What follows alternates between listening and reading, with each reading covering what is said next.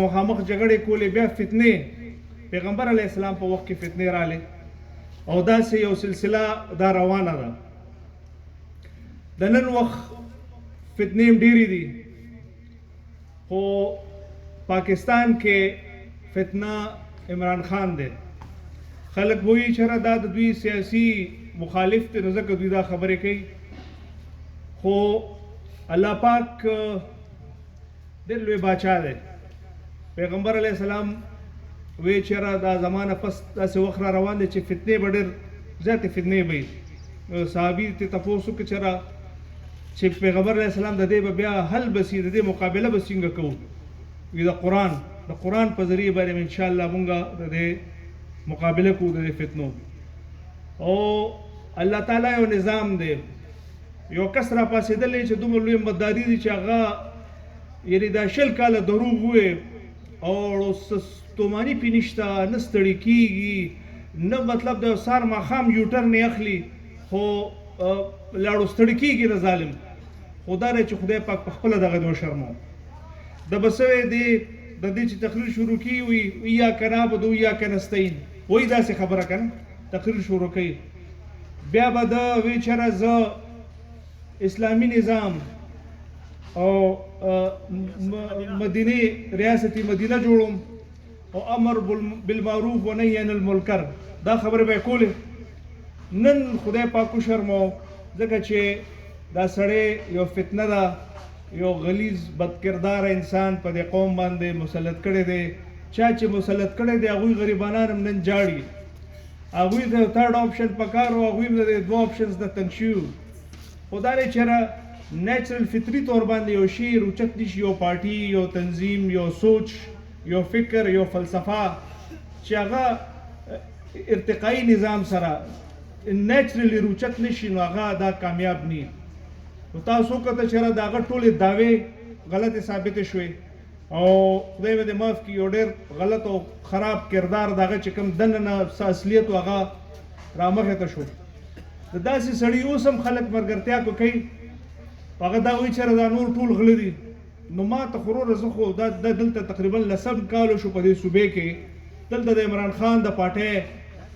حکومت دی او بھرپور حکومت دی، 2/3 اکثریت سره دی حکومت دی. تیر شوی دلته چې 2013 نه 18 پورې ښه مضبوط حکومت و، او اوس هم دا دی چې ښه مضبوط حکومت دی، د هغې نه زیات مضبوط حکومت دی. ما ته تاسو وایئ چې د تاڼې په کلچر کې څه تبدیلي راله؟ آیا زمونږ د پټواري صاحب چې کوم دی دا ټیک شو؟ ما ته ده ووایه چې دې نظام کې وابډې والا ټیک شو؟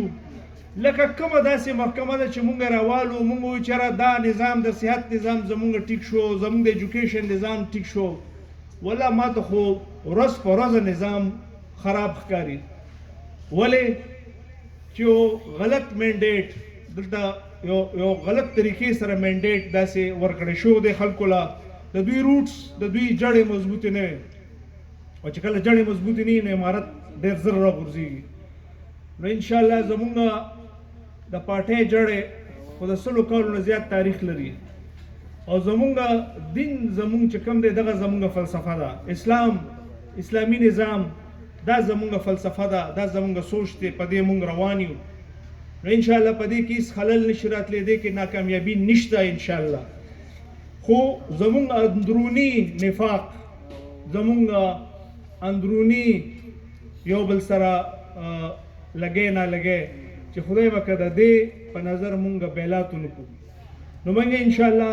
دې واړو واړو سوچونو نه دې نه به که خیري مونږ بهر روزو، او انشاءالله مونږ اتفاق او اتحاد به جوړو خپلو کې، او راتلونکي الیکشن به زبردسته مقابله کوو که خیري. او زما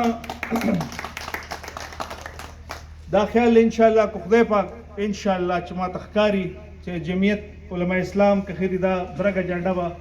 بیا په سیکریټریټ او په وزیر اعلی هاوس لګي، انشاءالله په ګورنر هاوس خدای پاک ولګوله، ستاسو په دعا او ستاسو په محنت باندې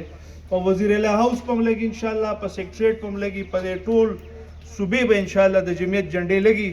او ستاسو حکومت که خیري را روان دی. زه یو خبره کوم چې دلته زمونږ فارمل ایجوکیشن چې کوم زمونږ 9م 10م 11م 12م BA FA MA دې اړخته چې کوم دی زمونږ د بجټ کافي ایلوکیشن دی لکه ډېر لوی اربونو روپو فنډز وي خو سرکاري طور باندې مونږ مدرسو له ګوریس امداد نه کوو نو دا یو بنیادي ایجنډه به انشاءالله دې ځله د راتلونکي حکومت وي چېرې جومات او مدرسه د دې به مغم حیثیت چې څنګه د سکول او د کالج چې حیثیت دی انشاءالله مونږ به کوشش کوو چې که خیري په مدرسو کې دنم سرکاري پوسټونه چې کوم دي دا کریټ کړي شي او چې کومې تنخواګانې سرکاري استادان اخلي چې هغه زموږ د مدرسو د استادان صاحبان چې کوم دي دا عالمان چې کوم دي دوی مقام را د هغوی ته مراعات او دغه میلاویږي ځکه چې دین خدمت د دې نه غټه خبره نور څه کیدی شي نو انشاءالله العزیز راتلونکي وخت ستاسو وخت دی که خیري او زه دا وایم انشاءالله چېرې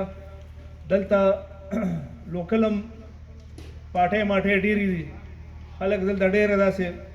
پښتو مختو خبرې برې ډېرې کړي خو دا چې یو ډزو شي نو ګوره بیا ټول داسې تښتي چې بیا ښکاري راښکاري نه مونږ باندې دا وخت تېر شو 2007-8 والا تقریبا 2013 پورې سخته دهشتګردي وه زمارونو تاسو ته به یادي چې حکومتي وزرا او حکومتي ایم پی ایز ایم این ایز دا ټول د علاقې نه تښتېدلي وو خو شکر الحمدلله ما علاقه نه وه پرېښې زه په دې حجرې کې به ناست وم پبلک ډیز به مې کول او ځای په ځای غم خادۍ به مې کولې او شکر الحمدلله او اودس چرېدام کې وګرځېدم دا نه چې لکه مرګ خو اني ټایم راتلی شو لکه هغه وخت کې خو د ان پي چونکې مونږ ممبرانو نو د خودکش خو به راتلو مونږ د خلکو له به یې غاړې راکولې زه به شکر الحمدلله تیار وم دا ډېره معمولي خبرې نه چې چا اولاد دي بال بچي او یو فیملی هغه دې خبرو ته ځان داسې پال اسانه نشي نیولی خو ما دا سوچ کړی چې هر کله عوامي منډیټ ته له خدای پاک درکړه عوامو در باندې اعتماد وکړو نو بیا به د خپل سر نه دانګې لکه زندګۍ بیا مطلب دی د عوامو لپاره به انشاءالله چې کومې خلک هر قسم هر څه نه به دانګې نو زه خو دې خلکو ته وایم چېرې دا جایز کارونه خو د لړ څه کې انشاءالله موږ خو هر قسمه کارونه به کوو جایز وي که ناجایز وي که خیري تاسو خپلو مرګرو له خپلې پاټۍ له که خیري هر څه به کوو نو ځان تکړه کړئ اتفاق اتحاد پکار دی او دې وخت کې د نفاق کارونه دا بالکل نه دي پکار او خاص کر ذمہوارو خلکو له دوی ته دا گزارش کوم چېرې پاټو کې دننه هېڅ قسمه نفاق چې کوم دی دا رانشي او ټول متحد روان کې انشاءالله زه یو ځل بیا خپل د امیر صاحب زمونږ د ضلع امیر صاحب مولانا ګورشاه صاحب ډېر زیات شکر گزار یم چې د اجلاس دوی دلته نن ایښی دی او مفتی شاکر صاحب زمونږ ناظم الله صاحب چې دوی پکې بھرپور شرکت وکړو ستاسو د ټولو ډېر زیات شکر گزار یم څومره مشران چې راغلي چې تاسو زما د پریس وروڼه نور وروڼه بایګان د کلي د علاقې ډېر ډېر شکریه ستاسو ډېره مهرباني عزتمن شئ او داسې به ځای نه روټۍ به خورئ روټۍ انتظام شوی دی او په قلار به ځو انشاءالله ډېره مهرباني